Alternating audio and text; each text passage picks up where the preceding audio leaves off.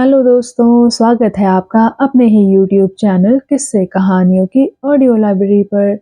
दोस्तों, आज की कहानी का नाम है गधे की पूंछ। अच्छा, इससे पहले कि हम कहानी की ओर आगे बढ़ें, मेरी आपसे विनती है कि यदि आपने अभी तक इस चैनल को सब्सक्राइब नहीं किया है, तो कृपया सब्सक्राइब ज़रूर कर लीजिएगा। तो चलिए शुरू करते हैं आज की कहानी। एक गांव में अलेमू नाम का एक धनी व्यापारी रहता था। वह अच्छा आदमी था और गरीबों की हमेशा मदद करता था।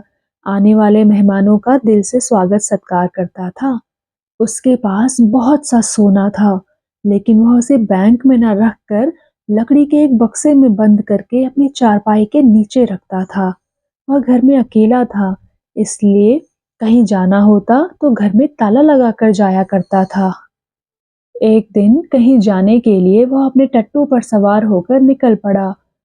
मौका पाकर उसी गांव के किसी आदमी ने उसका ताला तोड़ा और सारा सोना चुरा लिया। अलेमू 2 दिन बाद वापस आया तो टूटा हुआ ताला देखकर समझ गया कि घर के अंदर कोई गया होगा। अंदर जाकर उसने देखा तो सारा सोना गायब पाया। इस पर वह जोर जोर से रोने पीटने लगा। हाय, मैं लुट गया, मेरा सारा सोना कोई चुरा ले गया। उसने गांव के बहुत से लोगों से पूछा, पर उसे कुछ पता न चल सका। हार कर वह अपने क्षेत्र के सरपंच के पास गया। उसने कहा कि उसे शक है कि गांव के ही किसी आदमी ने उसका सोना चुराया है। सरपंच कुछ देर तक सोचता रहा, फिर उसने कहा वह चोर को पकड़ेगा और उसका सोना वापस दिलाएगा। सरपंच अलेमू के गांव गया। वहां उसने एक तंबू लगवाया और उसके अंदर एक गधा बंधवा दिया। फिर उसने सबसे छुपाकर उस गधे की पूंछ पर इत्र की एक शीशी उड़ेल दी और गांव के सारे लोगों को बुलाकर कहा, किसी ने अलेमू का सोना चुरा लिया है।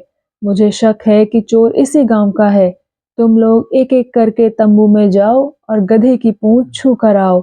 जो चोर होगा उसके छूते ही गधा रेंकेगा। सबने वैसा ही किया, पर सबके अंदर हो आने पर भी गधा नहीं रेंका तो गांव वालों ने मान लिया कि चोर किसी और गांव का रहा होगा। लेकिन सरपंच ने उन सब लोगों को एक लाइन में खड़ा किया और एक एक करके सबके हाथ सूंघे।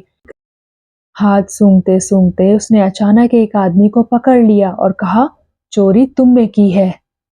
वह आदमी एकदम घबरा गया, लेकिन फिर कुछ संभल कर बोला, नहीं, मैं चोर नहीं हूँ। मेरे पूंछ छूने पर गधा नहीं रेंका। सरपंच ने उसे डांटा, तुम झूठ बोल रहे हो, तुमने तो उसकी पूंछ छुई ही नहीं। वह आदमी बोला, नहीं, मैंने उसकी पूंछ छुई थी। इस पर सरपंच ने कहा, उसकी पूंछ में इत्र लगा था। तुमने पूंछ छुई होती तो सबके हाथों की तरह तुम्हारे हाथों से भी सुगंध आ रही होती। फिर सरपंच ने सबसे कहा, तुम लोग अपना हाथ सूंघो और इसका भी। सबने अपना अपना हाथ सूंघा तो उसमें इत्र की सुगंध थी, पर जब उन्होंने उस आदमी का हाथ सूंघा तो उसमें सचमुच ही सुगंध नहीं थी। चोर ने जान लिया कि वह पकड़ में आ गया है। उसने अपना अपराध स्वीकार कर लेना ही ठीक समझा। अलेमू का सारा सोना उसे वापस मिल गया।